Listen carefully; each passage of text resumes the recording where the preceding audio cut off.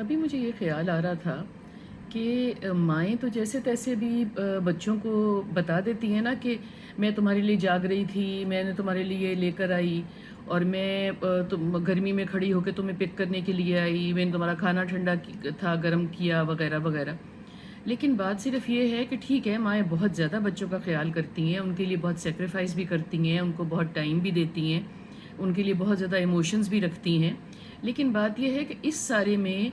बाप जो है वो निग्लेक्ट हो जाता है। उसकी बहुत मर्तबा बारी नहीं आती और बहुत मर्तबा तो ये होता है कि ये सारा कुछ करते कराते अगर माँ-बाप की आपस में कोई थोड़ी बहुत नोक-झोंक चल रही होती है तो माएँ ये बच्चों को बताती भी नहीं है कि बाप का इस सारे में क्या हिस्सा है।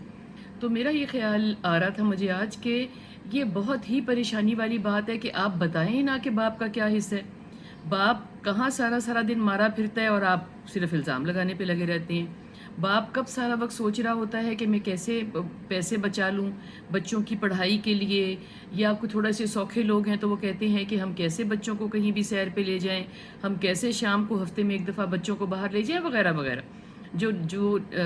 कम हैसियत वाले लोग हैं वो कहते हैं कि मैं कैसे घर में पंखा ले आऊँ, मैं बर्फ़ ले आऊँ, ऐसी बहुत सी बातें सुनने में आती हैं ना। मगर ये सारी बातें माएँ बच्चों को नहीं बताती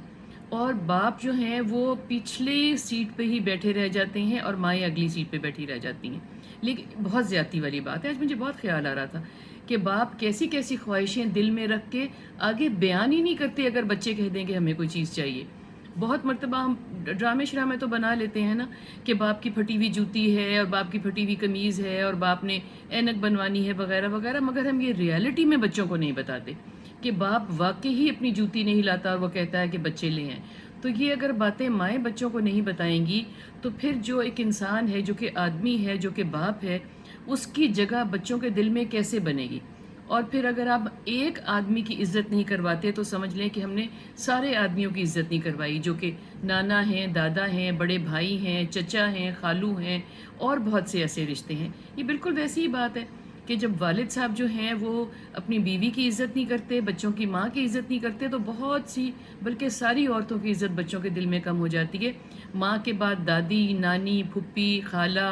बड़ी बहन और उसके बाद अपनी बीवी। इसलिए कि वो उसको उस नज़र से देखते हैं, बिकॉज़ आइडलाइज़ करते हैं ना बच्चे, माँ को आइडलाइज़ करते हैं, बाप को आइडलाइज़ करते हैं, तो आप पे बहुत ज़्यादा ज़िम्मेदारी है कि आपको बच्चे आइडलाइज़ कर रहे हैं, तो आपने आइडलाइज़ होने की जगह पे रहना है। आपने बच्चों की इस जगह पे रहना है कि वो आपकी जगह कायम रहें कि बच्चे आपको ऊपर ही देखते रहें।